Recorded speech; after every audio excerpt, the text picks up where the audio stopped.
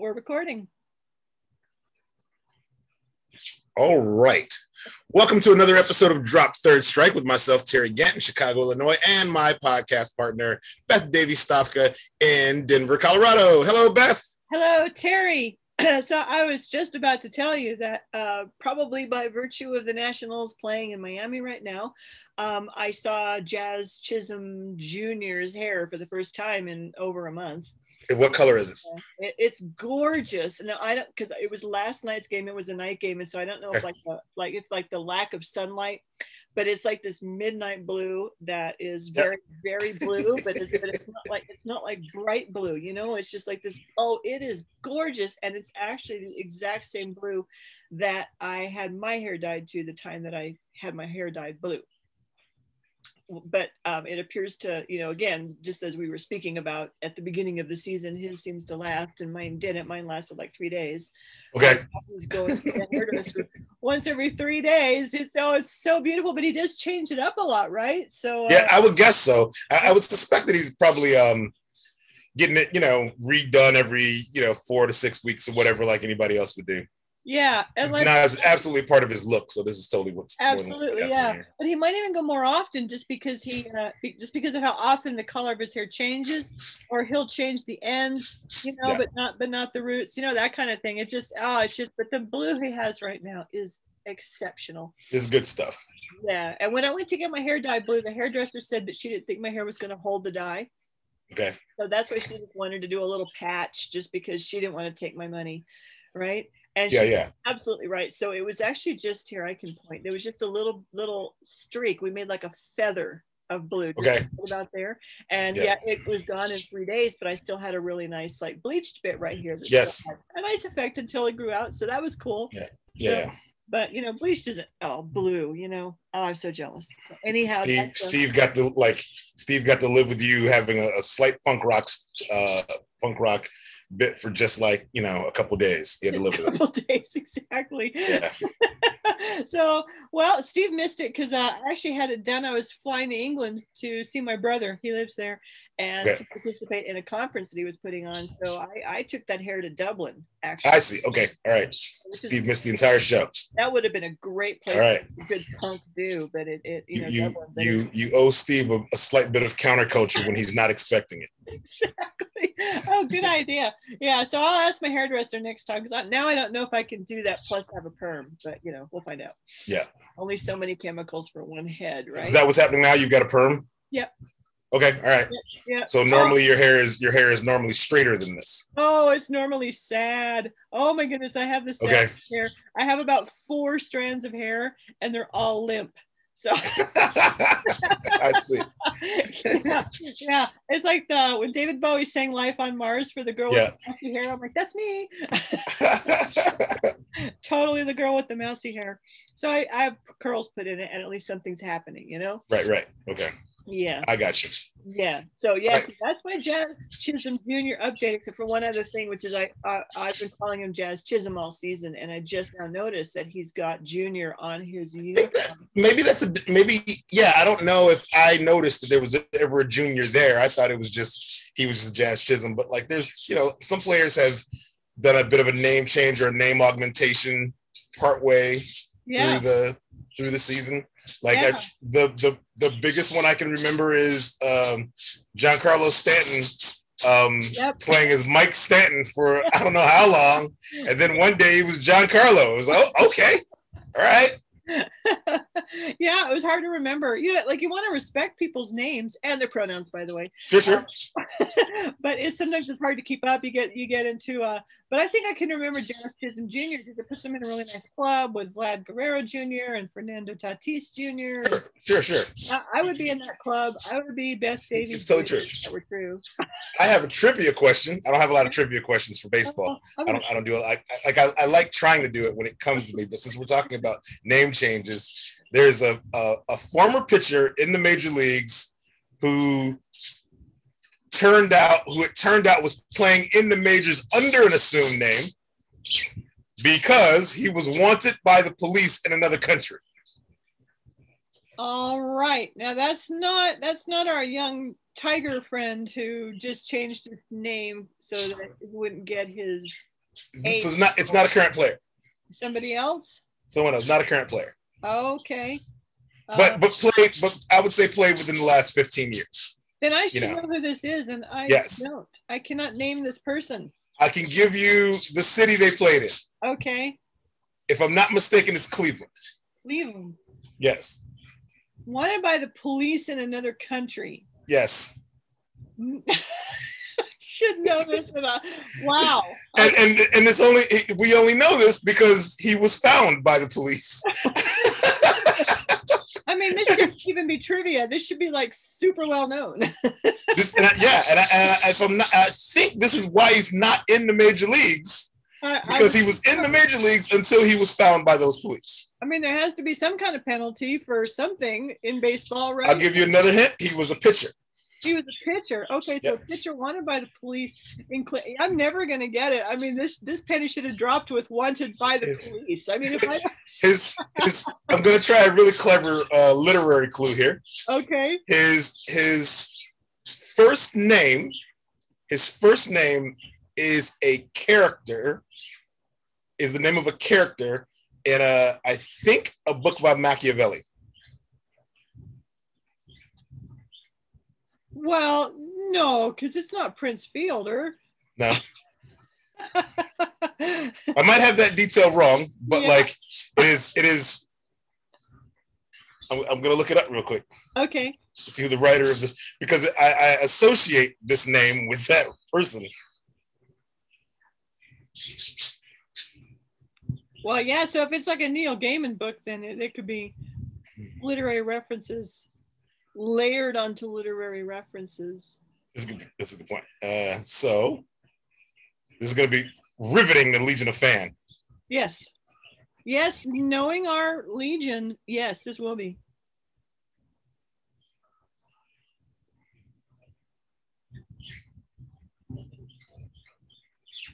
My husband says we come across as super well-informed beer buddies. Like, that's exactly what we were aiming for. So that's amazing.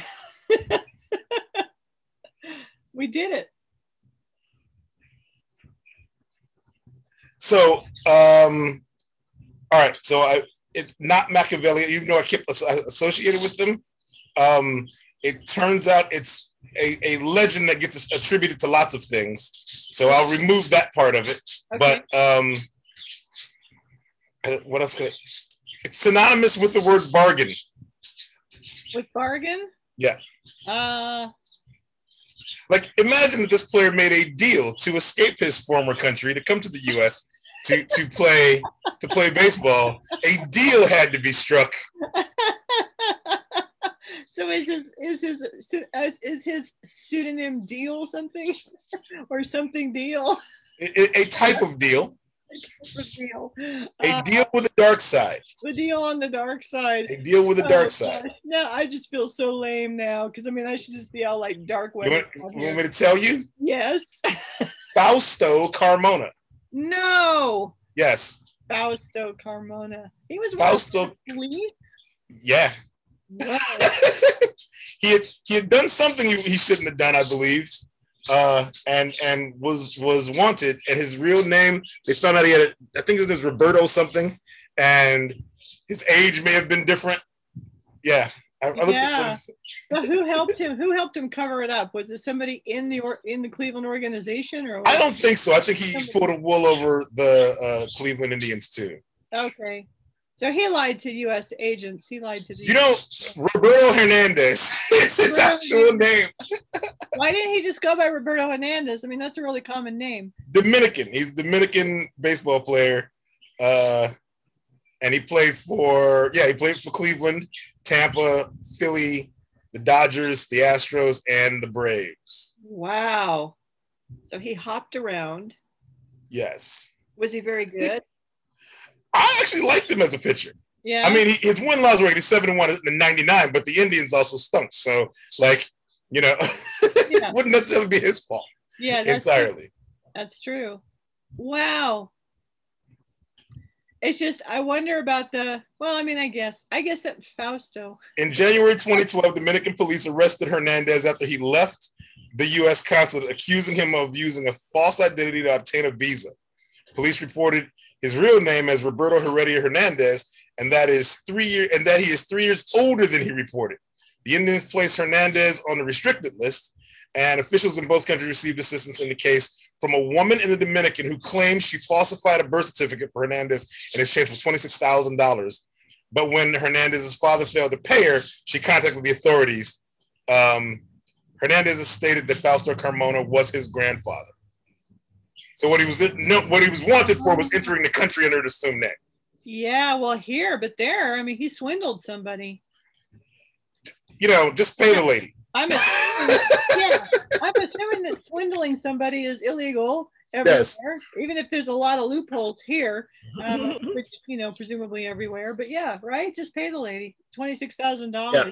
Chump change for well, who knows how much he was being paid. And for the way that my ethics work for somebody leaving an impoverished country and coming to a better country to work, and let's say play baseball, I don't actually care that he paid somebody $26,000. What was that? He offered to pay somebody $26,000. I care that he didn't pay her.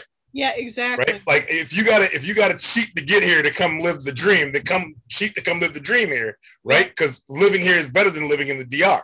But like I have to say, once you have the ability to give that chick 20, you're gonna make a Major League Baseball player salary, kicking her money down, right? Like just like if you got to make it in installments, make it in installments. But you also need to keep her on your side because she just dimed you out because you didn't give her the money. Yeah, you gave her nothing. Come on, man. Okay, she had documents good enough to get you into the U.S. Yep, she did. And you chose not to pay her. So, do you think he would have paid her if she'd been a guy? It's hard to say. Like honestly, I the way my gut tells me, probably not. But also, the way this might have worked is once he got to the U.S., he felt like the Dominican Republic was in his rearview mirror. Yeah. That might be the attitude he had about it. I don't think that. I think the issue was not wanting to come up with $26,000 no matter who you're giving it to. You think you got away with one, right? And I don't think that like if the argument were I'm not going to pay you because you're a woman, then he'd just find a guy who could do the birth certificate in the first place. Right. He could have done that. But also, it's entirely possible you're right. Like it could be a sexist thing. I don't know. It feels like to me with criminality, like it's these kind of decisions that just trip people up all the time. Yeah. Right. You're gonna be a sexist on top of like a bandit. Like then it's one thing for you got a roguish lifestyle you got to live to survive, but you're gonna be a big sexist on top of it, and you're gonna have to trust. You need her to not rat you out for you to be able to keep doing what you're doing. Why are you taking that risk? Yeah. You're gonna make millions. Give her the $26,000. Yeah. Yeah. Like just swallow your pride. Like, you know what I mean? Feel bad about it later. Yeah. It's damn it. I paid a woman $26,000. Can you believe it? Ugh. Be mad about it later. But you got done what you had to get done. And if she's got the skill to get you into the US, why are you nickel and diming her? Why are you messing around? Yeah. I mean, maybe you've got some family you'd like to bring over too. Yeah, right? I mean, now you've got a really talented person who can help you do that. Yep. I get it. In my life, it's like a lot of women who get shit done anyway. So, like, I'm not looking to cheat anybody. Why would you do that? All right. What do we got for baseball, Beth? So that's like Jazz Chisholm Jr. and it's Fausto Carmona and Giancarlo Stanton. Yeah. We're off and running. So I don't know, like sometimes things so imprint on you that you don't even know if you saw it live or not. You just believe you did. Yes. But I do think that because I normally really try to find Max Scherzer starts because as is well established, he is my favorite player. Sure. And he's certainly my favorite pitcher. And so I'm pretty sure that I found him earlier this week. I don't think I got to the game at the beginning. I don't think I got there from the start. And do you know what? Something we have not talked about is that since we last talked, MLB TV rolled out an updated version of its app. And the thing is very frustrating. Uh-oh. Yeah. And as a matter of fact, like one of the many times that I had to delete the app and reinstall it just to be able to navigate it, I did notice that on the App Store that the rating was like 2.3 out of 5 stars. Wow, so the app itself is like not even getting great ratings. Oh, not at all. And so I know this is nothing but baseball consumers, right? Because this is not games, and so that's where we're at. And I just wanted to point that out because the two, I mean, I don't mind that they went to tiles and more colors and pictures and this and that, whatever, you know, that's very fashionable right now. But my two favorite features are gone. One is that I could launch a game and start it from the beginning. Can't only join it live. And the other is that I can't select an inning.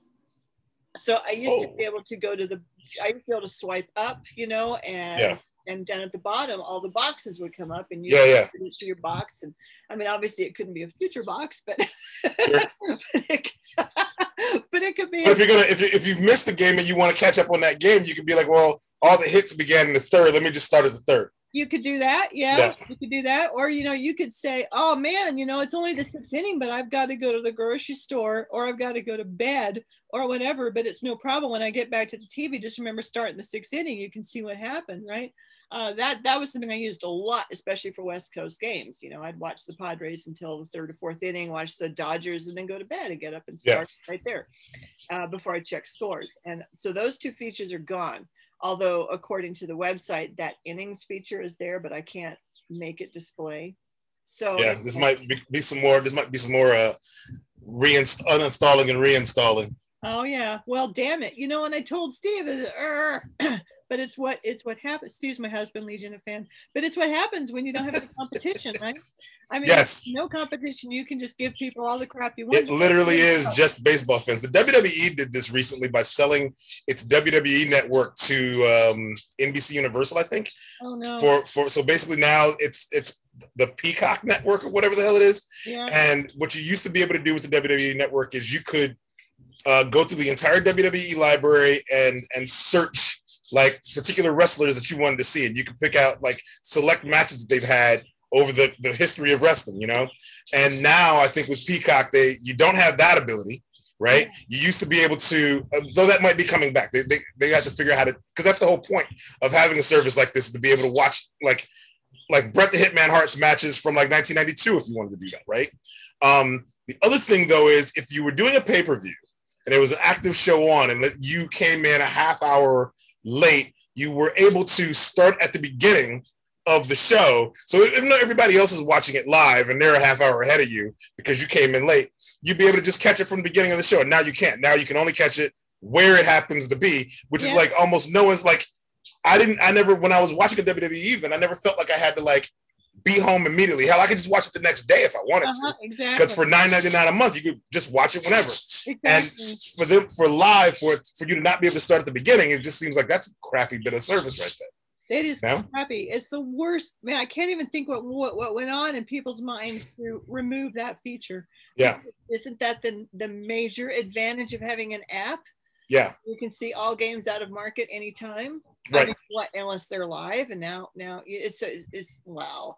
I can't believe it. So and actually because I know we talk about consuming baseball, so I just want to add this in. I paid the annual fee because you get like a month thrown in if you pay all that in advance. But you know, so now I paid for it already.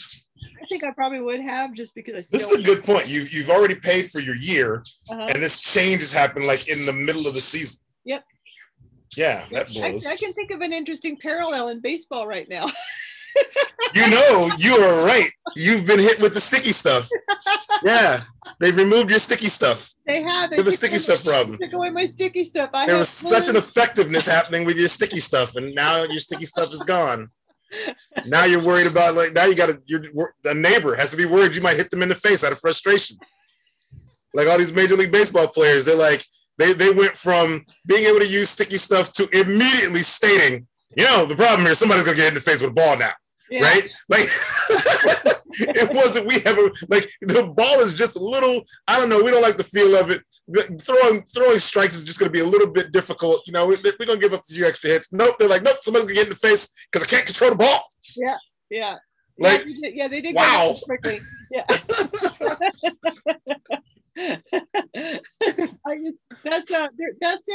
Oh my gosh, that's a thing in the rules of logic, and I can't remember which it is.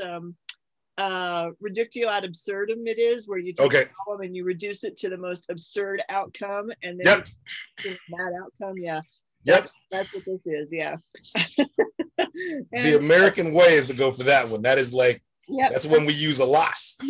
Plus the ad hominem one, which is where you don't attack the idea, you attack the person having the idea. Got to. Got to. That's a classic. We can't be American unless we're doing that.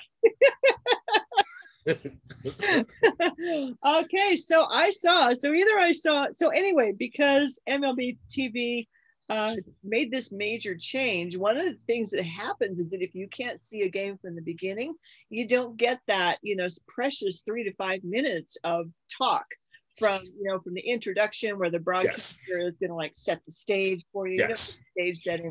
You don't get the on-field reporting. You don't get the catching up with the color guy. Like, what are we looking at? These, you're just usually enter a game. You don't even know like what the back. It's like telling a story, like it is with wrestling, right? And you have to come to the story in the middle. It's like so unfair. And some of these announcers are so good at setting that up. You kind of want that. Yeah, you really want that. Anybody can tell me that like it's a humid night out in Chavez Ravine or whatever the shit, and like the Cubs are trying to hold on to first place. The Dodgers are trying to catch up to the Padres, and they're back out like 2 games back or whatever. And look, there's 40,000 people here, and some folks like hot dogs. Right. But like, I could do that. I need to know like that there's a mood amongst the teams, because holy crap, for the playoffs for the last 6 damn years, they've been at each other's throats for the most part. And one team has eliminated the other, or the other team has eliminated the other team, right? A couple times. And this is getting to be a bit much. And like for the Cubs, the Dodgers are kind of a monkey on their back, right? I want you to paint a picture. Right. And when these teams are you're trying to watch a game that has something behind it, right? And it's June, or July. Like it's difficult to make a cross country series like feel like it's a desperate series when it's like this part of the season. We're not even at September, right? Yeah, right. And every time the Cubs play the Dodgers, I'm like, those damn Dodgers. Like I know it, right? Because when the Cubs are good in this town, or the Sox are good in this town, when we play a good team, there's a little bit of anxiety in me always that I need my Chicago teams, my local teams, to come out of this series still on top. Yeah. You don't have to sweep them, but give me 2 out of 3. Yep. Right? I want 2 out of 3 of every series if my local teams are playing, right? But when it's a team as good as the Dodgers, or as good as the Padres, or as good as the Astros, I need my local team to like, I remember if that team you're playing has already beaten you in the playoffs or eliminated you or something. You know what I mean? Yep. Give like, if you haven't been able to solve their pitching, and a lot of times that's what it is. It's not even a lineup, it's the pitching. Right. Like, and here you are, the Cubs playing the Dodgers in a series, and it's like you get Walker Buehler and Trevor Bauer, and like they got studs up and down the rotation. So it's like I can just remember, man, I was sitting in a bar with a whole bunch of dudes cheering the Cubs on, and then they played the Dodgers and got swept. When it felt like a year for them, you know what I mean? Yeah. And I remember that even now, right? And it's 2021. It's not even the same damn players on the field in some cases. Yeah, exactly. Right? Everybody on the field they weren't all there. Some of these players are relatively new. Yeah. Jock Peterson was a Dodger. Yep. That's right.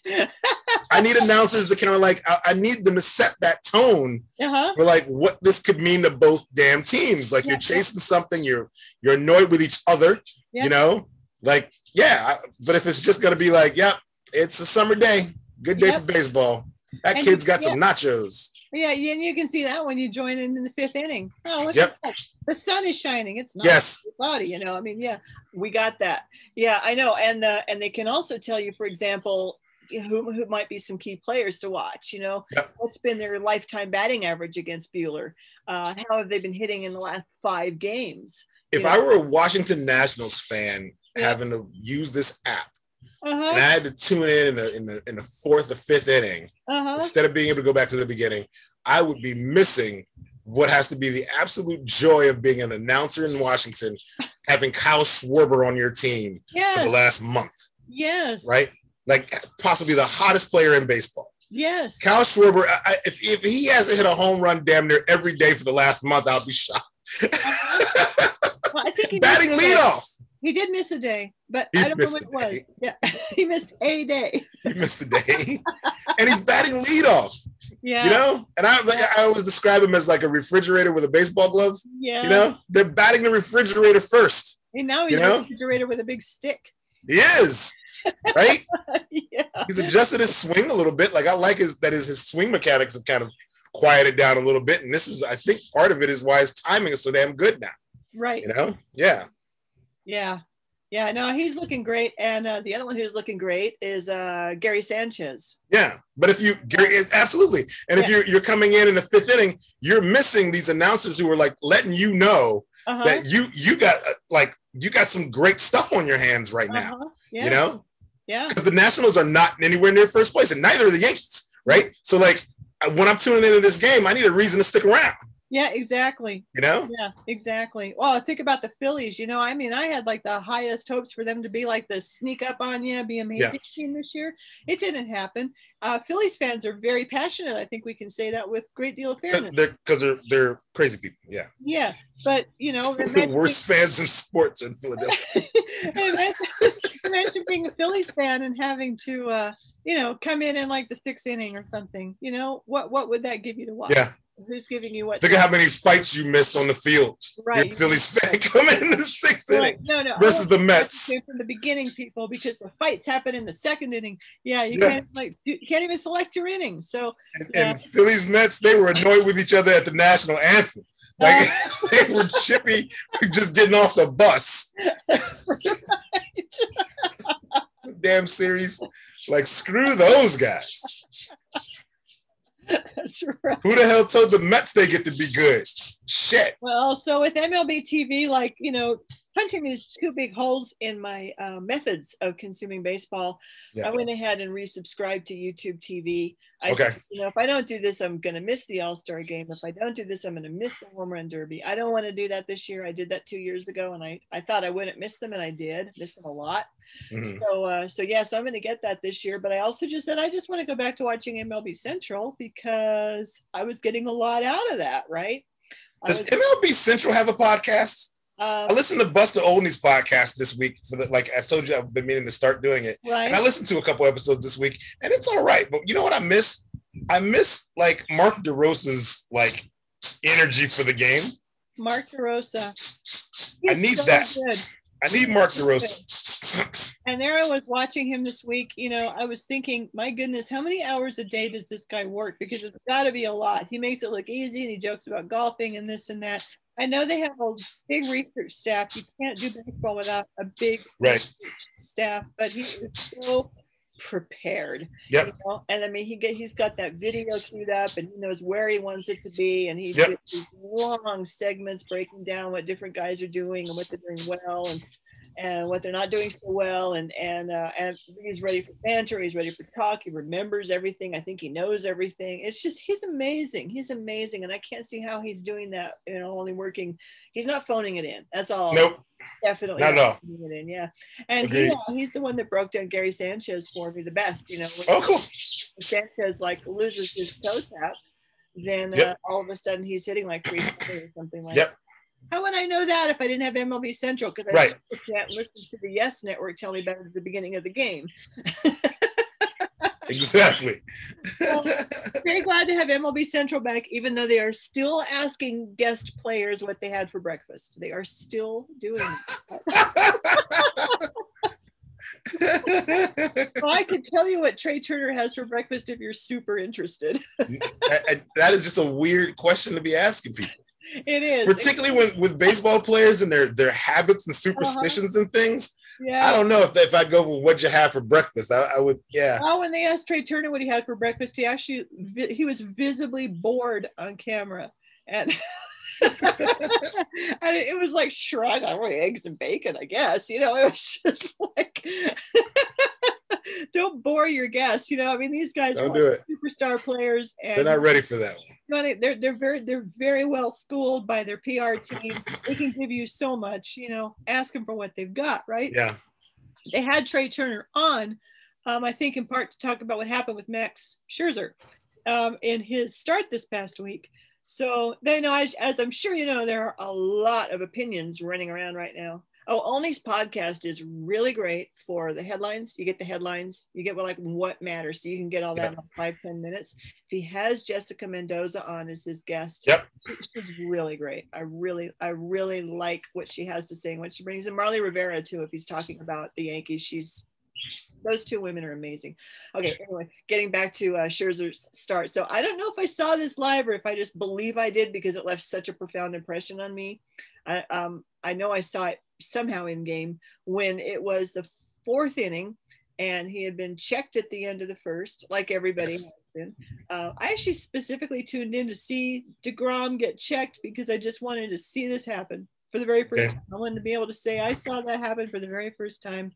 And I like some of the things that I'm really going all over the place. Sorry for bouncing. I really like that some of the things they said on MLB Central, like somebody called it frisking them. Might have been Joel Sherman called it like they're frisking the pitchers. And Sergio Romo thought he was being frisked. He just dropping his damn pants. Like, what? Take my pants. Yeah, here, have them. Yeah. Steve said maybe the pitchers should just go out in diapers and they could just see everything. And I said, yeah, but I mean, they're not afraid to reach their hands in. They'll just dip their hands right down in there. That would work. They'll scratch. It doesn't matter. Yeah. So another guy, I can't remember who it was. Again on MLB Central, I said that it was like watching him go through TSA security at the airport. Take your shoes off. Yeah. Yep.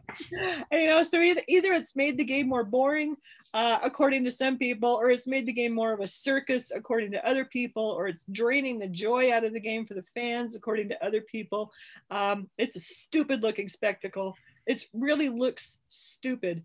And I mean, I know that sounds, I don't like to say stupid about anything or anybody, but this is stupid. You know what it needs? So part of the problem is like you have times in a game in which someone's going to approach the mound, like a catcher's going to approach the mound or a manager's going to approach the mound. They limited the number of times that could happen, right? Mm-hmm. Yeah. When the umpire decides he's going to go check a guy, it's like they haven't figured out a way to make it happen within the flow of the game. Right, exactly. Right? You know, like when we're at the change of an inning, when a pitcher is coming to the mound, in my opinion, in the 3rd inning or whatever, maybe that's when you do the check, right? Like, don't do the check when we're like, we've just ended the inning. I've already thrown the pitches I'm going to throw. Right? What are you checking now for? Right. Hell, you got the ball, right? Like, just, is the ball sticky or not? Yeah. You know, I feel like they're doing it the wrong kind of way because they're just sort of being like, hey, now that inning's over, let me see your glove, let me see your hat, let me see your belt. Like that kind of shit feels like, now that feels invasive, right? But when you're coming out of the dugout, going to the mound, having an official there, just kind of like making sure we're all good. Oh, that's a good hat. Because if your hat ain't good, you can immediately switch your hat out. Yeah. Right? If your glove ain't good, you can immediately grab another glove. Like that to me is a better way to go about it, right? Than having it be like, you know, hell, you can even have like the gloves and hats or whatever are in a central location, and then an official's like, here's your hat, here's your glove, go for it. Yeah. You know? Instead of it being like, you know, I don't know, that was an amazing slider you just threw. It got you a strike 3. That's the end of the inning. Hey, let me see your hat, let me see your glove. Let me, you know, like then guys don't feel like, what the shit? I was out here doing my job. I did my job. Yeah. Get out of my face. Yeah. You know, that's how people feel. If there are pitchers who we know pitchers were doing things because spin rate's down. Right? So we saw the spin rate come down. So we know pitchers were doing something. They were using something. Now less pitchers are doing that thing. You're not likely to, in the first couple of weeks, find a guy doing it. Right. No, not at all. People will do what most people do. They'll just wait until the heat's off. You know. What's really jumped out at me, and it's why I'm angry, and it's why I think this is stupid. It's stupid strategy. I should clarify that. If you want fans to love the game, this was a very stupid idea, because what they're doing is they're making the checks extremely public. They're making them Yes. as public as they could possibly be. There's nothing subtle about this. There's nothing deductive about this. There's nothing that respects the dignity of the pitchers and their persons about this. This is all out. We are going to expose you, and we're going to do it in front of everybody. This is also it was. I want to say it was Gabe Kapler, like calling for another check of Max Scherzer, the third check, the check that pissed Scherzer off. Yeah, it was Girardi. It was Joe Girardi. That's what it was. Yeah. It was Joe Girardi. Calling for the third check of Scherzer, which is not so. So Girardi was saying he had to protect his guys, but I don't think it's protecting his guys. I think it's gamesmanship. I think it's designed to throw Scherzer off his game by making him pissed off, right? Because you didn't find. Why is he going to have something on him now? You didn't find anything. Right. Twice. You didn't. Oh, I've never seen him touch his hair like that. Have you seen Max Scherzer's hair? I know. Yeah, you described your hair earlier in the podcast. Max Scherzer doesn't have that much damn hair. Right? That hat covers up the fact that Max Scherzer might have had, the last time he had hair might have been 10 damn years ago. Yeah, right? Max Scherzer didn't have, he's rubbing his fingers through his hair because he's sweating, right? And he needs a damn grip on the ball. Yes, but that didn't mean he put glue in his hair. That's right. You've never seen him do it. Half the players on your team are out there rubbing their hands through their damn hair. Yeah. You know? Yeah. But I don't know. He probably just put someone, I've never seen anybody play with bubble gum in the dugout before. You know, what the hell are you talking about? You've never seen him do that. I could bet you've seen him do it 15, 20 times. As long as that dude's been pitching. Now he's going to touch his hair? These guys are touching every damn thing. Come on, man. That's why you can't just use the diaper. You're right. They touch everything all the time. That's exactly right. This is Major League Baseball players' inability to not touch things or be near things, right, is exactly why we keep having COVID problems in the league, because even in the 60-game season, they couldn't even distance from each other. Right. You know, what are you talking? They touched everything. They were always up in each other's grills. There were no fans in the stands. They had the ability to spread out anywhere they wanted to, and they wouldn't. What are you talking about? You never seen him touch his hair. Shit. I'm amazed the motherfucker wore a hat. You know? Like, the rate these guys touch stuff. Themselves and anything else. Okay, we have definitely established that Girardi's so-called excuse has no credibility. Bullshit. I thought it was bullshit too, and I thought it made Girardi look a little weird because, like, that's a guy I like so respected for so long, and now he just looked a little lost. But you know why he looks lost? He looks lost because it's like a new rule, a new enforcement. So you got to find your way through it, and somebody's got to step in it. Like we've had, great players who have, said a thing in the media that was like just the wrong thing to say. That's LeBron James in the bubble NBA playoffs last year. Well, before the bubble NBA playoffs, when the NBA was shutting down because of COVID, right? When they went on their break, before they came back, we were just learning about COVID, and LeBron James, who is oftentimes saying just the right thing, right? The right tone of a thing for his generation of players. LeBron James, when it was mentioned to him that they were thinking of coming back and stopping the season, but coming back and playing with no fans, LeBron James said, "No fans? Who would play with no fans? I'm not playing with no fans. I play for the fans. Why would I play with no fans? I'm not going to play with them. If there's no fans, I won't be here." Yeah. Wrong thing to say, LeBron, because once we learned more, we understood that you absolutely needed no fans there. Yeah. Right. And it turns out you can play perfectly fine with no fans, buddy. Yeah, right. There's a reason why we're saying no fans, and it's a public health issue, right? So with Joe Girardi, it's all right. So we're going to do enforcement now. How does enforcement work? If I don't make a stink about a thing, we won't be able to see. So let's test it out. So it's basically him just trying to throw Scherzer off his game. Because if I had to play Max Scherzer, I'd be looking for can we change the height of the steps in the visitor's dugout? Yeah. I want to do something. I want to do something to make that man less comfortable. Yeah. Can we change the angle of the bench in the visitor's dugout? I want their asses damn near sliding off onto the floor when they go sit down. Yeah. I don't want them to have a moment's comfort if I got to be having Cy Young Award when it's thrown to me. Right? I might look for an edge. Who knows what the hell it would be? That's him looking for an edge. That's right. And he may as well just say, I'm looking for an edge here.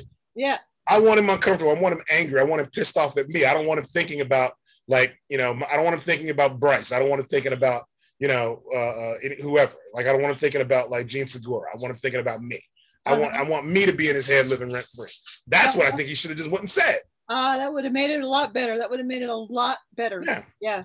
Yeah, it would have. Well, now you're reminding me at how quickly I forgave LeBron James for that misstep, because I'm otherwise, like, I respect him for many decisions that he has made, and including, I never mind the Cleveland thing. I don't know. That was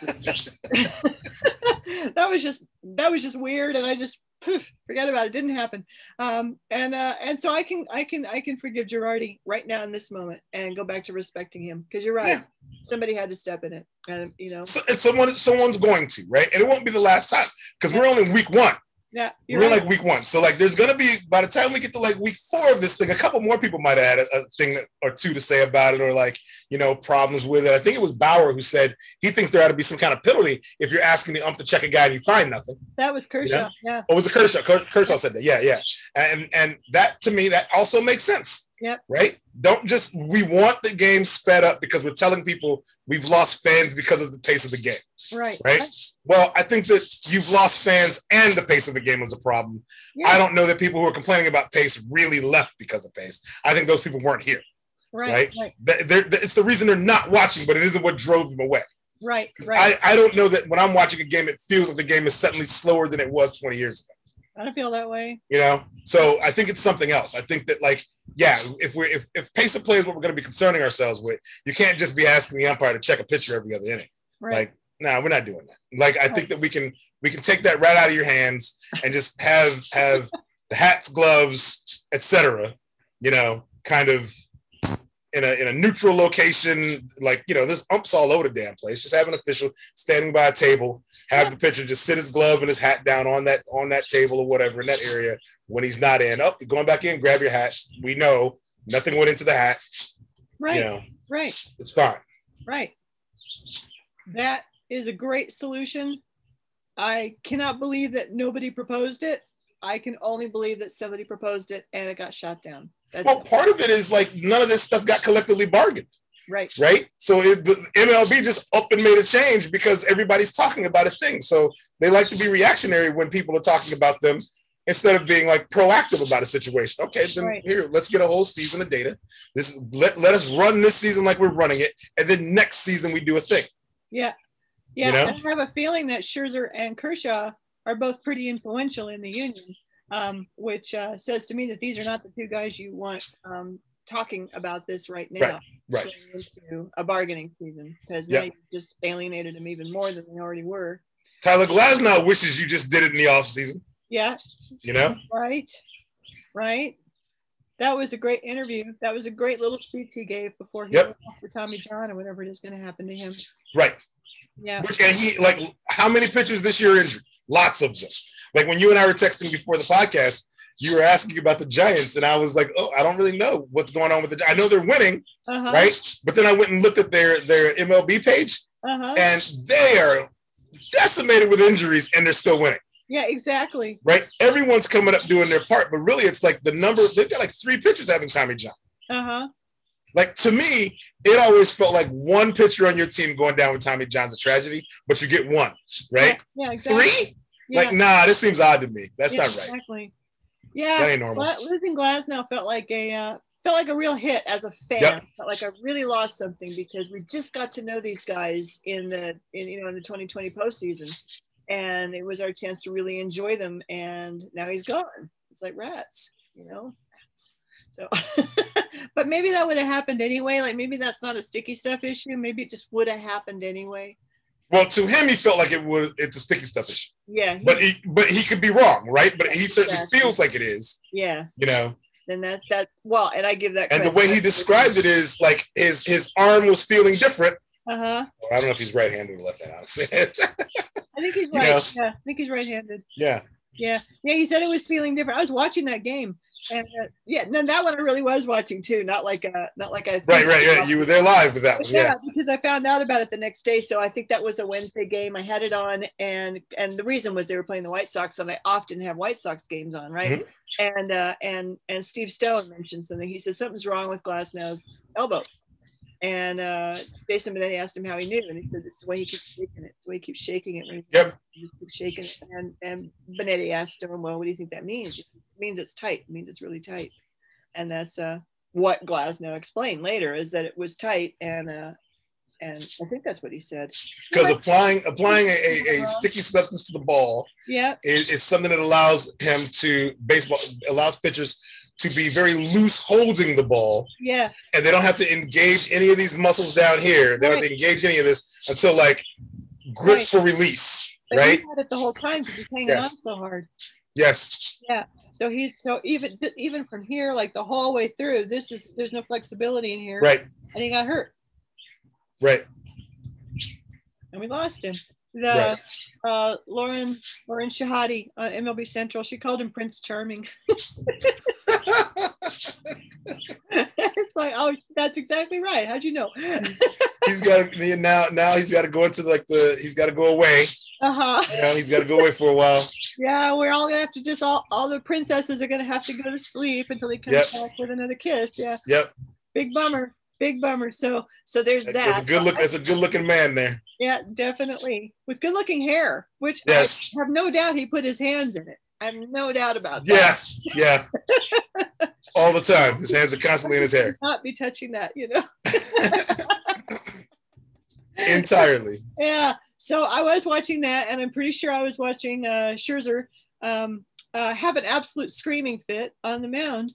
And loving it, just absolutely loving it. I mean, in part because, again, favorite player. I've been watching him a long time, and that's actually why he's one of my favorite players. Not only because he is a great, great, great pitcher, but because of all of the aggression and adrenaline that he brings to his pitching. It is exciting. It's really exciting. Jacob deGrom is really exciting to watch in the total lack of action that happens at the other end of his pitches, right? But deGrom is not himself like some kind of, flame on the mound, whereas Scherzer is, and that draws your eyes. You look at the play, right? And I love him for that. So if he hadn't thrown a fit, I would have been so disappointed.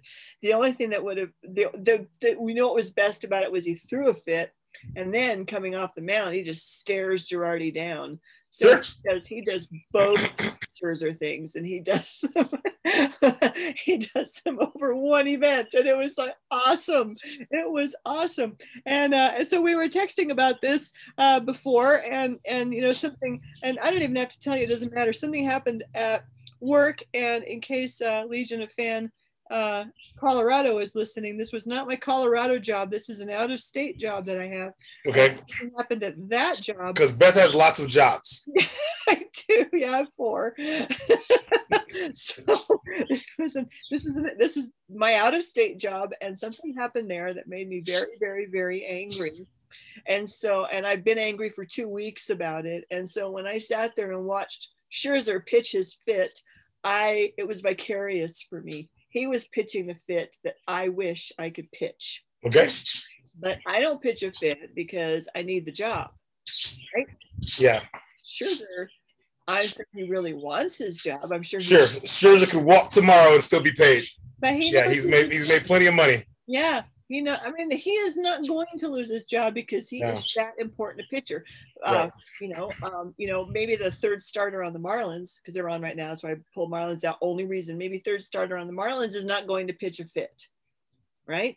Honestly, I think that in baseball, here's the trick, right? If the opposing manager has caused you a problem, I think your own manager should back you up. This is, again, why I was kind of pissed off at the way the Padres treated Nando last year, right? In that, like, there is a point at which, like, it is your team versus their team, right? Screw them, Like, Max Scherzer has every right to be going at Joe Girardi because of what Joe Girardi's pulling. Yes. The third starter on the Marlins has every right to defend himself, and his team should back him up. And they should back him up not as if he's the ace of the team. They should back him up because he's their guy. Yeah, exactly. You know, there's a reason why you have a third, fourth, and fifth starter, right? Everybody's not going to be an ace, and you need that guy to be effective because he's still carrying you until we get back around to your ace. Right. So if Joe Girardi's doing the same damn thing to to Joe Ross, let's say, right? If he's doing the same thing to Joe Ross should be like channel his inner Amir Garrett and be ready to fight about it, right?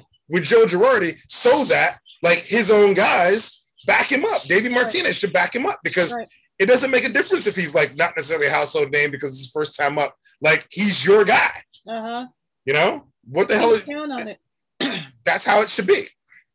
It is how it should be. I don't know. I think, but even if you know everybody's got your back, it might be a little intimidating too. It might be intimidating. Baseball's a bit fickle. Yeah. Baseball is a bit fickle. Like maybe you throw that fit and Mattingly's out there with you and he's throwing bases around, you know, like Davey Martinez. Lloyd McClendon. You know, and you know, maybe the bench is clear a little bit and everybody mills around and, you know, you want that. But then in the Legion of Fan, you should Google Lloyd McClendon first base. Yes, please do. And then Davey Martinez first base and then run them side by side and you'll yes. See what I mean, right? But then it's the off season. Maybe you go to arbitration. Arbitration hearings are an absolute horror. I mean, there is so much unethical, cruel behavior that goes on in arbitration. And if you're a guy who has made somebody, you know, think that you gave your team a bad look because it doesn't matter how many guys on the field stood up for you, if those guys don't stand up for you, and I don't think they always do, right? So I would be careful if I wasn't, you know, Max freaking Scherzer. I would, or you know, or Clayton Kershaw, or you know, I don't think Trevor Bauer worries about anything, which is one reason why. Now it is 30 million. Yeah. Not worried about arbitration now. Right. Yeah, not at all. Yeah. Plus you're Trevor Bauer, so you're just like, I love him. He is so himself. He so owns who he is with no filters. He's just, hello, I'm Trevor Bauer, and I love him for that. Another thing I live vicariously through is being able to be fully yourself at all times. Right. Absolutely. That'd be amazing. So that brings us to two questions instead of one, because the first question was how. So you know, it's really a question of immunity. To me, it seems that Max Scherzer is immune from consequences. Sure. There's a fit like that, and so personally, I want him to. I know a lot of people were very scolding in the media. You know, I'm turning this into a circus and blah, blah, blah. Just, you know, take your hits and, you know, give him your hat and blah, blah, blah. And, you know, you're making this, forget that. Have a fit. Thank you. Because I don't get to do that. Yeah. I'm not immune. Scherzer's immune. Many people at jobs don't get to like express their displeasure at a situation. Most of us have to kind of suck it up. Yeah. You know, and I guess we could be jealous of athletes and maybe not like them because they're not doing what we're doing, but it's the other way around for me. And my first thought was, oh, you know, yeah, but I don't have like 600 million career earnings. I never will. So of course I wouldn't need that much. So we refer to it as fuck you money. What's the dollar value that equates fuck you money for you? I haven't worked it out yet, but you know, I'm not quite retirement age, but I'm easing into it, right? And I don't have a lot of savings. I work very hard because I need to, not because I think it's awesome, you know. And so how old are you? You're 58? Yeah, 58. I'll be 59 in August. Yeah. So I thought, you know, how about $1 million? You know, everybody should have $1 million for your retirement. So I said, yeah, okay, $1 million, that'll do it. And then I thought, could I get away with 500 grand? And I said, probably for the chance to say fuck you. Yeah, I figured it out. Yeah. So that's where I'm at, but that's because of retirement age. And maybe if I say fuck you and I lose the job for some reason other than that, because they would never be, you know, connect the dots quite that way. Sure. I might have a harder time finding another job. Right. Maybe somebody younger. Sort of the unfortunate realities of your business is they will find a younger ethicist to start treating like shit. Yeah. Who maybe doesn't get as offended as I do by some of the things that they do. Yeah. So maybe you know, I mean, that's the whole thing is that. So I don't know how much background this podcast really needs, but I was given an award. and it was really great because you get awards. That's awesome, right? And except that then I have to accept the award, and that part is not so great. Okay. Really not, it's to the point where I mean, because they I mean, the pile of grievances is really high, Terry. That's all I will say. And okay. some of it is that they have decided to hire a videographer to come to me in Denver. I had to write a speech, and then they're going to film me giving this speech, and then they're going to show it at commencement. Sure. Okay. Now, I think a younger academic would be all over this because it's the name of the award is Distinguished Faculty Excellence Award, the Social Justice Award. Big mouthful, right? I can see even myself, like if, let's say I'm 35 years old, I'm growing into my shoes as an academic, I get an award like this, that's like the only thing on my CV. I don't need anything else, right? Sure. Yep. The reputation that it would bring me, the job opportunities that it would bring me, the validation that it would bring me, these would be huge incentives. But being in kind of a sunset part of my career, these are not incentives to me. I care about social justice, but I don't need an award for it. Sure. And I certainly don't need to be muscled around into, you know, that speech that I had to get approved before I could give it. They're telling me what to wear, how to make up my face. Oh. How to sit. What? For a while, they wouldn't even listen to me when I was telling them where I wanted to do the filming. They had this idea of having me standing around in a hot parking lot for 4 hours in front of some street art because they thought street art would just look so spiffy. And nothing says social justice like graffiti in the background. Well, that was the idea. There's a big painting of Angela Davis in downtown Denver, and they wanted me to stand in front of Angela Davis and give my pre-approved speech. I mean, come on, when Angela Davis had done that, she went to prison before she. Seriously? Yeah. Okay. Yeah. So you know, it was like, so you can imagine how high the pile of grievances got. Yes. Yeah. And yet, you know, and I did actually let them know as clearly as I could without stepping over a line that I was prepared to request that they give the reward to an equally deserving candidate. I was ready for that because this was pissing me off. Yeah. Pissing me off. You don't want the 58-year-old lady to look like a 50-year-old lady. Like you want the trappings of social justice in the background. Yeah. you need her to like, you know, stand a certain way. Yeah. You know, hold how much leg do you need to see? Fortunately, no leg. Fortunately, they promised me that my feet will not be in the. So hopefully, no. I get this. I think I get it. Yeah. They literally told me to wear more makeup than I would normally wear, and I'm like, well, that would be like almost no makeup because this is how much I normally wear. And they want me to keep my powder. Like, who wears powder? Like, what woman outside of like the dance studio, the professional dancers? Like, what woman wears powder? Are you kidding me? If you have powder handy, you might your face might shine. Are they aware that you're a college professor? College professors is rolling into Zoom classes with all the powder on their faces. Like, gotta get my Emmy. The shit.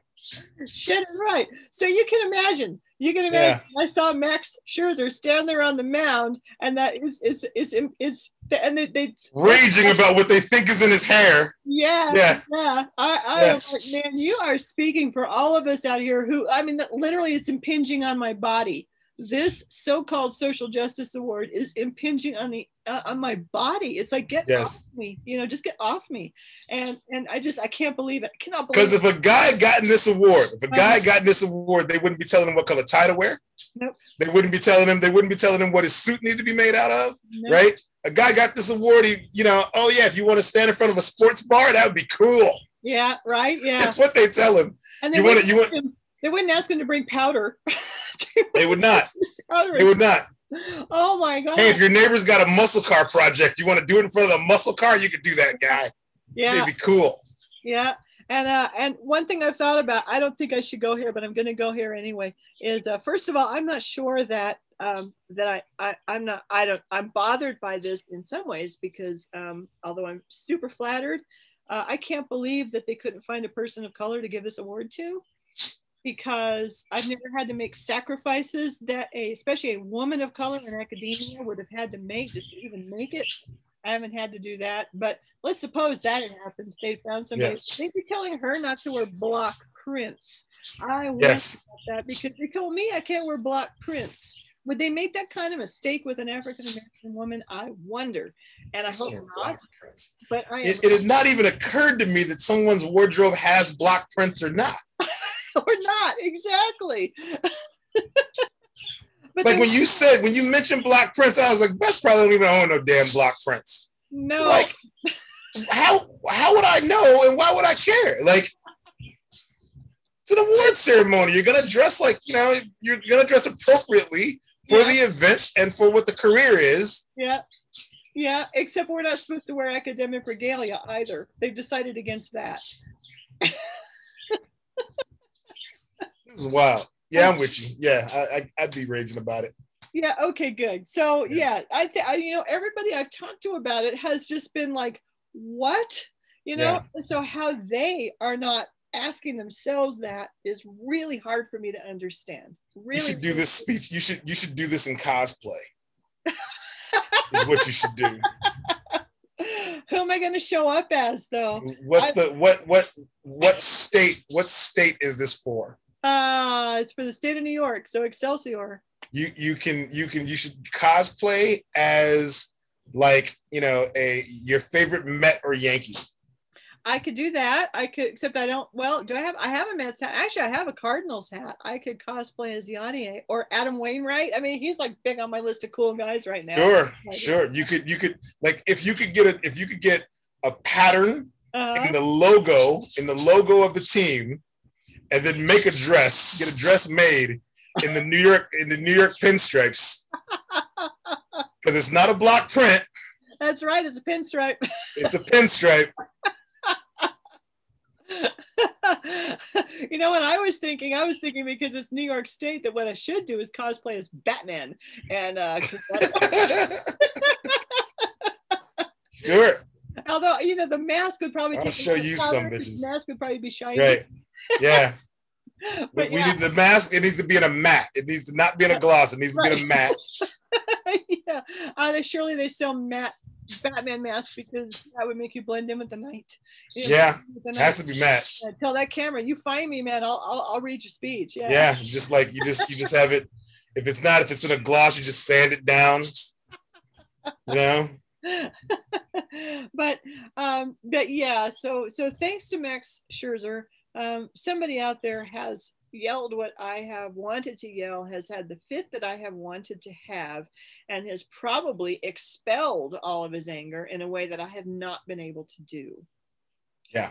And I have a feeling that way more people in this world are in the same boat as I am than people who are in the boat that Max Scherzer is in. Yeah. As a small business owner, where are you at with that? So that's one of the ways in which I resolved it, right? Like, I'm a small business owner. I own my own business. So when there's something that happens in my store that I consider to be like kind of a beyond the pale moment, I just handle it in whichever way I see fit. I've thrown people out. I've barred people from the shop. I've had to do over 12 years all sorts of situations and tell people all kinds of opinions about a thing, in my store, but it's because it's mine. Right? Like, and the calculus I make will sometimes be like, is this person never going to come back here? People think about that kind of stuff. I know other business owners who are afraid to like hold their ground and keep their position on a thing because they're afraid that it's a bad look from a customer standpoint. But a lot of customers, they come into the situation already disrespecting you because they are the customer, right? The customer is always right is bullshit, right? You have the right to go shop someplace else. I won't miss you. Right? I've had people say to me in certain situations, which they were wrong and unethical, I've had them say, I'll tell all my friends to not shop with you. And I'll just remind them, none of your friends shop with me now. Get the fuck out. Your friends aren't coming here. Knowing the kind of person you seem to be, you don't have friends. And if you have them, they're not coming here. It's fine. If you explain it to people that I think that you would call friends, to Yeah. those people, if you told them we had this exchange, they probably would start shopping here. Yeah. Yeah. You know, you are the worst friend they have, more than likely. I'm not concerned. Yeah. You know, but being the owner of my own business, I think that gives me a bit of a leeway in which I can sort of like hold my ground on something that I believe to be right, and I can make a stand on something and not worry about it affecting my bottom line over much. Yeah. Right? Yeah. Yeah. And over the years, there have been absolutely situations where people have said, for business owners, these are the kind of things that affect your bottom line, and it's like, well, I mean, depending on how you really think about that, right? Like, what's it worth to you? I'm on a college campus, right? It is worth it to me to take a social justice stand in a certain direction, given the population that I serve primarily, right? And it lines up with my values anyway, so that's perfectly fine. I'm okay with that. Okay, so that's something I wanted to ask you about, is about social justice. I think probably because you're on the college campus. I mean, I know I teach, but I don't think it helps. You seem to me to be much more plugged into a youthful way of thinking about things than I am. I'm more around a peer group, maybe because I'm a department chair. You know, it's like that's another strata up. I think I'm more plugged into people who are closer to my age. And I think you understand. I don't think I understand people in their 20s at all. I mean, I think that in my case, I might have learned a little bit about a few issues because there were people younger going through it around me. That might be a thing. But honestly, I think it comes from me growing up like a Gen Xer, right? I grew up in an era in which there are certain people that you need to distrust for your own safety, right? Like I grew up with you can't trust the man. Right? Like as a Gen Xer, I grew up during the Cold War, right? I grew up with punk rock. I grew up with counterculture. Like I needed those things to be that way because the only way we were going to get through, right? And you get to a point now, here we are in 2021, where a lot of what we were fighting for and or against in the 80s, you're literally fighting for that thing right now. Yeah, exactly. Right? So like, it's not that hard of a leap for me. Right. There might be something that comes up in the let's say in the lives of millennials that I won't notice until later, or don't feel like they entirely affect me. But then it comes down to it affects friends of mine, so then it affects me. Okay. Right? Okay. So let's talk about it that way, because all of the things that you just outlined growing up as a Gen Xer are all things that I grew up with as well. Yeah. You know, and maybe I got into it a few years ahead of you, but you know, I'm like in that weird cusp. Like, you know, Steve was born in 49. Yeah. Absolute boomer. Yep. Unquestionable, right? I mean, he went to Woodstock. His brother went to the March on Washington. I mean, this is like they draft cards and bra burning and all. This was them, you know. And where I was born in 62, so I was a little kid when all that was going on. Yeah. You know, and then I hit the 80s, and then it was all the same stuff you're talking about. The Cold War. Well, I was really punk rock in the late 70s, you know. But I had my parents explaining when the war on drugs became a thing. My parents had to explain to me the only reason we have a war on drugs is because now Black people got the drugs that only rich people were able to take. Right? Like when you're growing up with that kind of with the perspective. Not being well, it's always been this way, so whatever, we'll just shrug our shoulders and just take it on the chin. Like when it's like when someone's giving you the perspective on how you got here, right? Then it makes it a lot easier to like sort of be able to catch where the bullshit's coming from. You start noticing patterns. Right? You start noticing patterns. Like my parents did all the partying in the 60s and in the 70s. My partying came with like sort of I won't say strings attached, but the world my world was different than their world already. Yeah. Right? My world was different than their world already. And whereas they coming out of the 60s, they had to see, well, what I remember from my parents specifically is they grew up in a world in which you had options coming out of high school to literally like begin making a living and raising a family. Right. My generation was a generation which absolutely those options were being taken away. Right. So like it's like the school to prison pipeline began with the Gen Xers, right? Like we were the ones having to sort of feel that directly. Right. It would be the next generation of high school kids coming up where they were actually putting military recruiters literally right next door to the schools. Right. For my friends who enlisted, we weren't at war. We hadn't been at war since Vietnam, right? We were in a very, very much a peacetime stand because we were in the Cold War. There would be no draft. I know a lot of people who enlisted in the military because they just wanted the GI Bill and didn't think they'd ever have to go off to war. Exactly. And if they did, they had assumptions that it would be a just war, right? And who knew? You now have 20 some odd years of an unjust war, right? Like these kind of things came down generations later. But for me, as a teenager growing up and the shit that we had to watch and see, we could see sort of the hypocrisy and some double dealing as it related to dealing with my generation of kids, right? So when I see it now, it's easy to call it out because I'm not seeing something new. I'm literally seeing what I was fighting against in the 80s. Okay. Right? It's just got a new face on it. Yeah. Well, in terms of, the same fight that we were fighting in the 80s, probably would, in a sense, still fighting the same fight we were in the 70s, except the 70s were like pretty bleak. Right. At least we're not there yet. But to me, there's been very little shift in the nature of any of our struggles since the 80s, very little. And so I'm with you there. But I am almost to the point where I'm thinking that fighting is a younger person's business. That is really what I'm starting to think. Yeah, the dilemma you're even having with this one particular situation is one in which you're literally looking at how close you are to the end of this academic situation for you, this job situation, as opposed to you got to put, get along, give a little to get a little for the next 30 years of your career. Yeah, right. Exactly. There are some people who, like, just as they're an 18-year-old kid right now has never lived in a world in which we weren't at war, right? Yeah.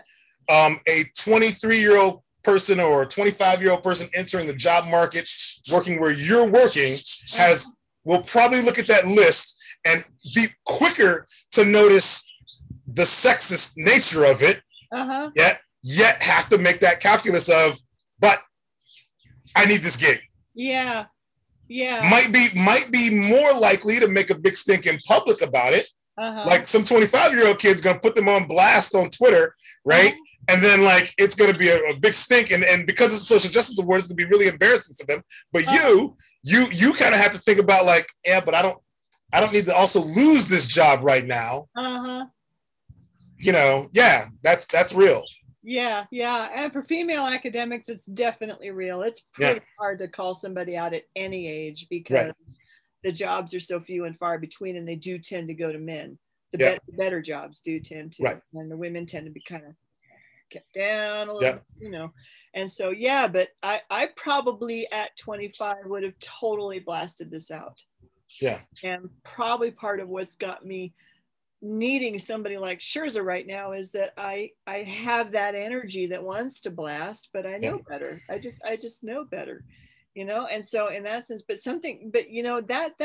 that's important to me, what you said, that somebody 25 would be quicker to notice the sexism, because I feel, especially given a lot of language in which some of this has been presented to me about this award and what it means to the college and how the college thinks about social justice, some of the language is very annoying to me. That hasn't even changed since the 60s. That's how it feels. So everybody just suddenly woke up, which is fantastic.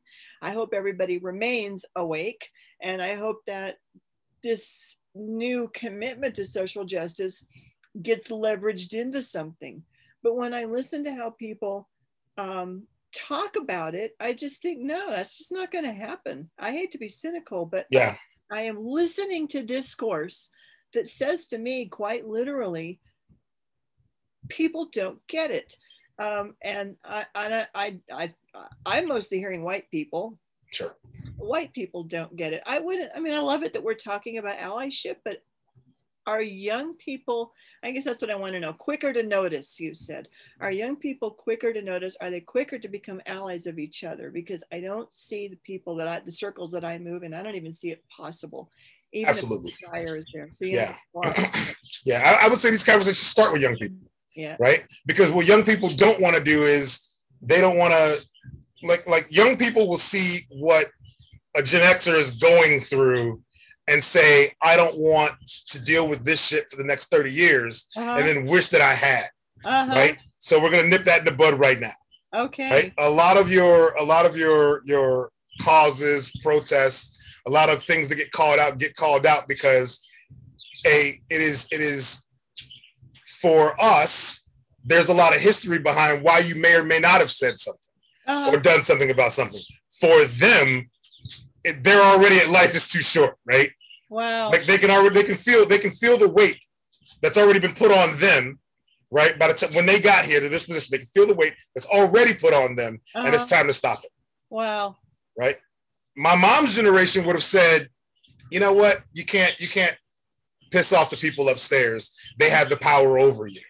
Right?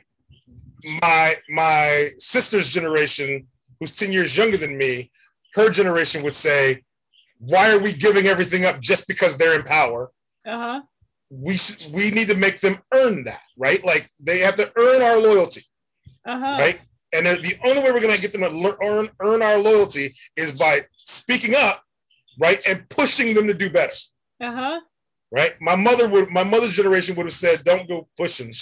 Bad things happen when you push." So, you know? would you characterize your sister as a millennial? I don't think my sister's a millennial. I think millennials start at like 86. My sister is, my youngest sister is born in 79, I think. Oh, okay. So yeah, That puts more in the Gen X? Or yeah. She's like the end, probably, like Gen Y, more than likely. Gen Y, yeah. Probably. I had students when I was at Valpo. My students were mostly Gen Y. Yeah. And they had so much passion. They'd be like, I say Gen Y not. Yes. And I thought, like, you go, you fix this world, you fix it. When I hear either of my sisters, when I hear them talk about like issues, problems, social things, life choices, there's a different kind of a calculus being made to solve said problem for all three of us. We all do it different ways. We come to the conclusion of what the right thing to do is, right? But we might come about it three different ways. But you get to the same conclusion. And do you have, would you say, a similar level of trust that in each other? And this is also the allyship thing, right? When you know, even if the person that you're talking to has your back, right? When they support you, whatever the decision is going to be, when you have that support, that gives you a lot more foundation to like attack the next problem. And that's the same as Davey Martinez showing up for Max Scherzer on the day, right? Yes. Yep. Same thing.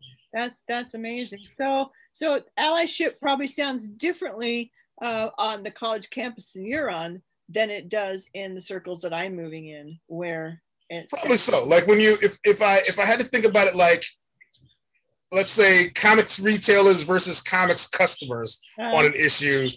To retailers, allyship is only really effective if we've come together and we sort of know each other because we are in competition with each other. Okay. But from a customer base, the customer base wants a particular thing to go a certain way, right? So to them, they think about it differently than we might think about it, right? But I only ever really, as a retailer, I'll give you an example. Yesterday, I'm in a Facebook group about past eras of comics. So in one of the several Facebook groups about these kind of things. And one of these groups, we were talking about, I guess the group was discussing that in current DC Comics, the original Green Lantern, Alan Scott, is gay, right?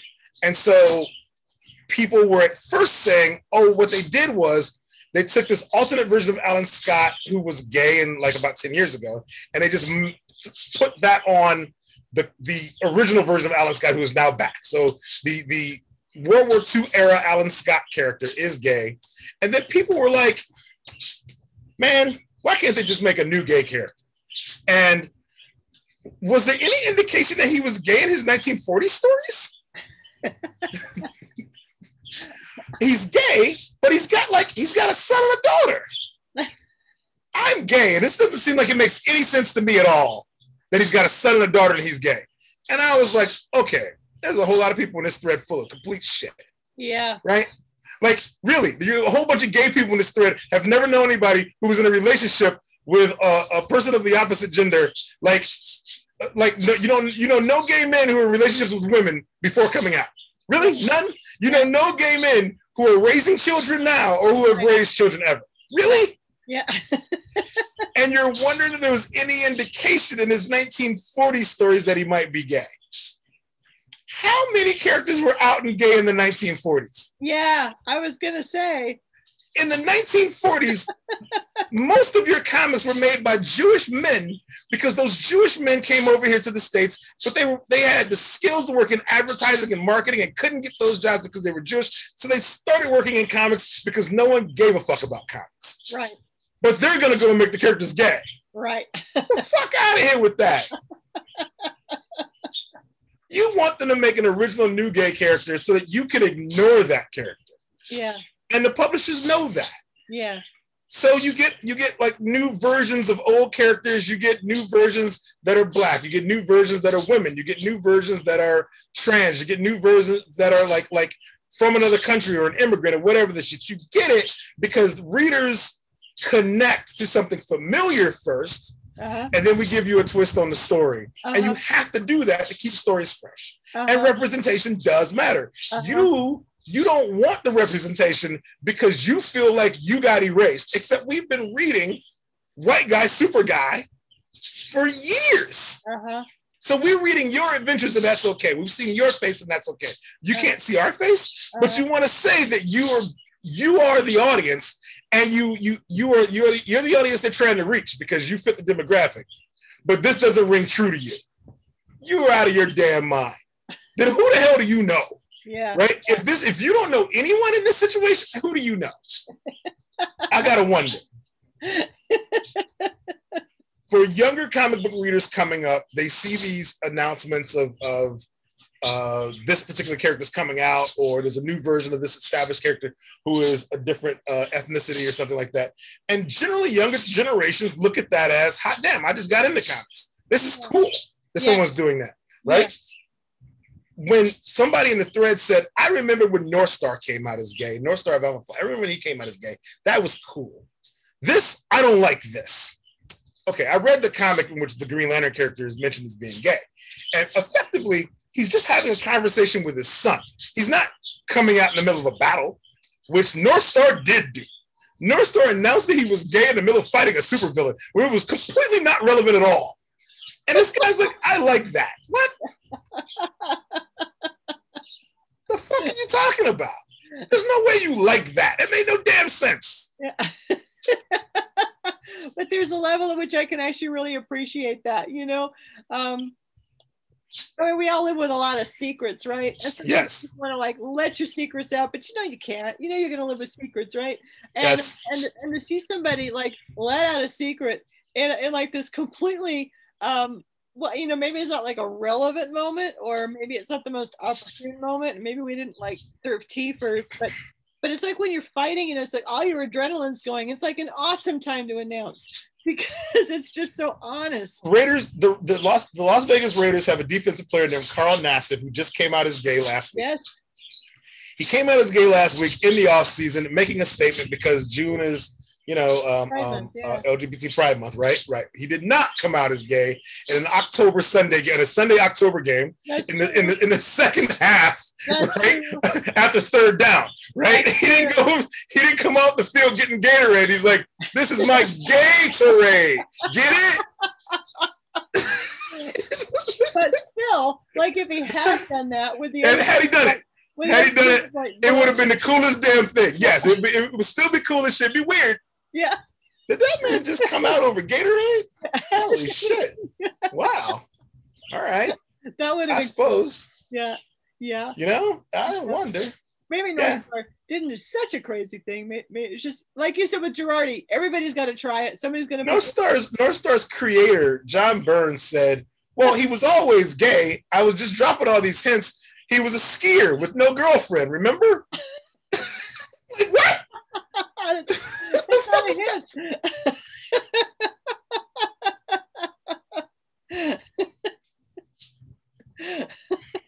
I don't fucking get people. Yeah. I get allyship. Allyship is necessary. Absolutely support people out here. Nothing changes if we don't have support. If you're not a combined block when it comes to getting to seeking change, you won't get change. Right? Yeah. Power just accedes nothing without a demand, right? It just will not ever, right? I feel like I should, never mind that I'm getting older. never mind that let's say I'm young. I mean, I'm kind of in one of my primes, but moving towards let's say a career change. Let's call it that. This is, in the college's view, a very prestigious award. Yes.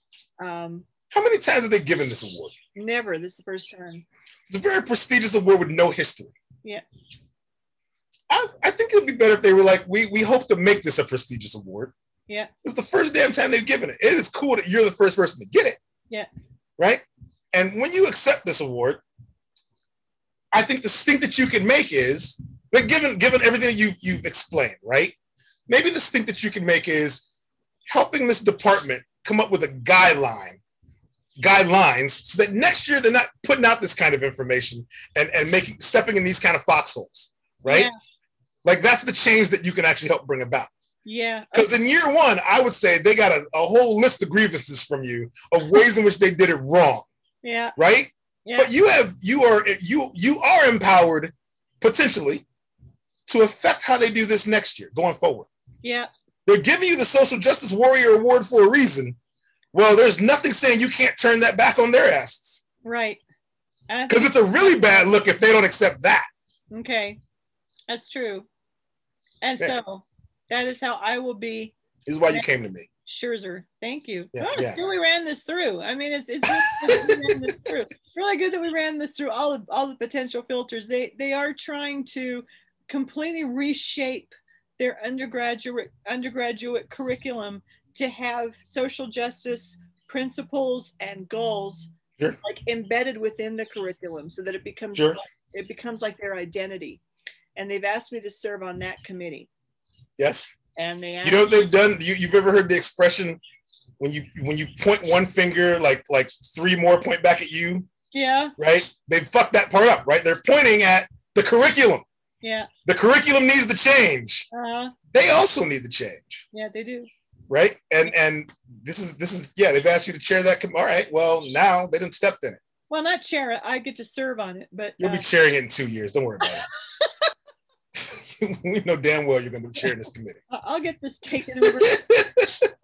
I don't know, Terry. I get bummed sometimes.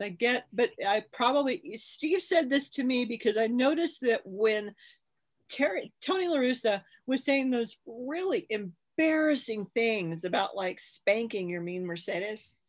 And I noticed that every time somebody piped up about it, they called him 71-year-old Tony La Russa. Yes. He was never a White Sox manager, Tony La Russa, or Tony La Russa. He was 71 years old. We still have a slight bit of butthurt that he ever got hired. So one of the reasons, like, I felt like one of the reason I was anti La Russa wasn't necessarily that he was 71 years old, because a 71-year-old manager who wins the World Series is a World Series winning manager. Yeah. My issue with Tony La Russa had to do with, I'm not sure the last guy deserved to be fired. Oh, right. Right? I'm not sure Ricky Ritter should not have lost his job. With this team becoming as good as it was becoming, Ricky Ritter deserved to be there when they won. He did. Yeah, he did. Right? And I get that Tony La Russa's like won in the past, right? Yeah. But Tony La Russa's other problems socially, you know, and ethically, I don't think this guy deserves the job. And he could be 55, and I would say that about it. Okay. But I think they're saying 71-year-old Tony La Russa because they're trying to paint him as out of touch, right? Yes. And he may be. Yes. Right? But they want the age to be why he's out of touch. Right? How old is Dusty Baker? Yeah, right. He doesn't. Right? Dusty Baker is probably like 68. Yeah. You know, 69. They're not calling him 68-year-old Dusty Baker. No, they're not. And he's getting the Astros through a dark period in their history. Yes, he is. You know? Yeah, they're doing that specifically to La Russa because they want it to be about him being out of touch. Oh, okay. Well, because I mentioned it to Steve because I thought, you know, if you want to keep telling this guy that he's racist because he's 71, you're missing those kids marching in wherever they were saying you will not replace us. You know, correct. They weren't 71. Yeah, they are not even close to it. They're kids, right? So I went to Steve about this. Now, I completely forgetting that Steve was 71. I completely forgot. We're gonna refer to Steve from now on as 71-year-old husband. That's right. but I went to Steve about this because I thought, you know, you're making a Denver, Colorado household manager Steve Stavka. I wanted to think that young writers in baseball media were making a tactical mistake by constantly painting Tony La Russa's age as if you have to be that old to be that racist, right? Right. And so I went to Steve about it, forgetting that Steve was 71, and Steve was playing the piano, and he stops, he turns on, he says, "I am so disappointed in my generation." Fair. Fair, you know. And I'm like, I know, after what I've gone through with this award, I'm like, I'm disappointed in mine too. I'm really disappointed in mine because they don't get it, you know. They see people with brown faces, and the word they use to describe them is diverse. Yes.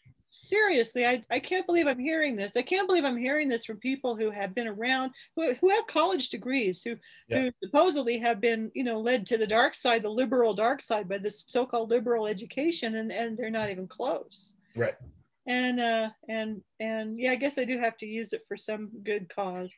Yeah, there you go. This is gonna happen. And so I'm gonna follow Max. Your Scherzer venting. Your Scherzer venting. But in collective bargaining is coming up. Yeah. Right? You know what your points need to be. Yeah, and he knows what he's going to be doing in those meetings. Yeah. That's it. Too bad the door is going to be closed, because I'd be like, I'd just be taking notes. How's Scherzer handling this? How's Scherzer handling this? Mm-hmm. How do I handle it? Yeah. Okay. Well, I'm not any less angry or upset than I was when we started talking about this, but but I don't know. I mean, it helps to know about young people, because I just thought yesterday, man, you know, if we're depending on allyship, then we've got our eggs in the wrong basket. In some cases, because some people want allyship with conditions. Yeah. That's the hardest part about allyship, is when you're I tell people the story when I was on vacation. I was in Cincinnati, and we were like, they had just had these riots because of police brutality down there and misconduct. And me and Lisa got there like the day after the riots had happened, right? And we're walking around, and so we didn't know the riots had happened because we were driving, you know, and we had no idea this was going on. So they were sweeping up where glass had been broken and all this, and we're walking around near literally at ground zero. We just didn't know this had happened. We had no idea. And we get back to the place we're staying, and a thing had happened along the way. We were listening to talk radio just in the car, driving around the city, and they were talking about the social issues they were having there. And this is like, 20 years ago. And they were discussing how some people in the city wanted an economic boycott of downtown Cincinnati, right? That's the only way you're going to get some change, if you make people feel it in their pockets, right? Other people were like, well, the problem with that is a lot of the people working in downtown Cincinnati are Black people, right? People of color are the actual workforce down there. So if you do an economic boycott, you don't shop at these places or whatever, then you're going to be hurting those folks. They're going to lose their jobs. So that was one thing being discussed. Yeah. But then Stonewall Cincinnati spoke up, and they were like, you know what? We stand in solidarity with our Black neighbors and fellow citizens. And if economic pressure has to be brought to bear, then Cincinnati's gay community will step up and aid in that economic pressure. Oh, right? Awesome. That was awesome. But then on this talk radio program, the topic became, hey, Cincinnati, how do you feel about Stonewall Cincinnati stepping up and joining in with you? And we're in the car listening, and people were calling up and saying, no, can't have that. This is a Black people fight, and we can't have the gays joining our fight because they're gay. They ain't right, And I was like, holy shit. Yeah. Like, here's folks literally not understanding the offer that has been made here. Yeah. They're just not getting the amount of economic power you hold if this alliance works out, right? And it got so bad that, like, I remember hearing one caller say, nah, gay people, I don't understand gay people. Gay people don't act like men. They need to learn to act like men. Maybe they need to go to jail where they can actually learn how men are, like how real men act. And I grabbed my phone. I got to call this radio station. Nope. Got to shut this shit down. So I called this radio station. They put me on the air, and I just laid waste to this entire situation, right? I blasted everybody because I was like, I'm not even from your city. And this is what visitors to your city are hearing. You people have your heads up your asses, right? Like you need to catch like the level to which you would actually strike fear into your oppressors' hearts if these two groups got together, right, and did any one thing. But we're being stupid and we're not accepting allyship because we don't understand the other people. But you know what they understand? They understand the police are beating them in the head too. Yeah. You know, it's not right for you and it ain't right for them, so they want to help. Take the fucking help, you know? Yeah. I made such a stink that when we got back, our hosts, they were so nervous. They were like, this city can be so racist sometimes. Just don't say what you're saying on the air. Please don't plug your lodgings. We're glad you did it, but oh my God. Yeah. So, we would like to remain anonymous, please. Yeah, I thought that was hilarious. Having sufficient wealth is making you immune to speaking up, but maybe it's really just anonymity, which I don't have either. I'm really in a place with this award because I don't. If you had wealth, you wouldn't need 4 jobs. No, and I would just tell them because I'm sure that I don't know what I'm doing with this award anyway. I don't understand it. They haven't really explained it to me, so it's hard to understand. You know. They haven't explained it to me. I tried to write a speech that... You almost got one of my birds on camera there. Oh, I missed it. Ellie. I think Sherlock just sort of... No, that wasn't Sherlock. That was Mulder. Mulder just buzzed the laptop, but almost came across the camera, but was just a little too high for it.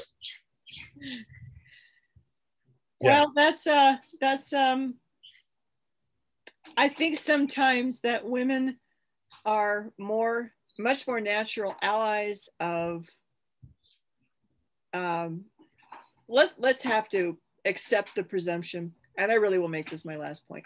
Let's accept the presumption that gay people and Black people are 2 different things. Yes. And that there are no like Black gay people or transgender let's just assume that it really is like 2 totally different communities with no Cincinnati sure thought that was the case. Clearly so. And okay, let's just accept that maybe in gross numbers they're right. But I think that if we use the same approach with women, just saying that women are a thing and not anything else, then I think there is like such a natural place of connection just because of this whole point of your body not being safe. And if people feeling very, very comfortable about violating your body, telling you where your body can be and what it can do and how it should look and how it shouldn't look and all this stuff. And I don't really understand what the hesitation is for white women, especially, to make more inroads in this respect. I don't understand. Oftentimes the hesitation is when you perceive that you've fought to get to 80% of something. If you speak up now, you're going to lose some of the 80% you got. Mm-hmm. Right? You're not 100% equal. You're 80% equal. And if you start rocking the boat for yourself or hell for other people who are not white women, the attitude then becomes, well, then they're going to bump us back to 60%. So we have to. So white women end up remaining aligned with white men. Okay. To stay at 80%. Okay. I got that. I understand that. And that tells me something that I can do because I have rocked the boat for other people. I have, and I've lost jobs because of it. I've lost opportunities because of it.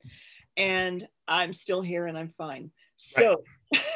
In fact, the numbers say that as a white woman, if you do rock the boat, you bounce back faster than everybody else would if they did it. So right. Yeah. But that's actually good numbers because that means that I can tell other women like me to go ahead and rock.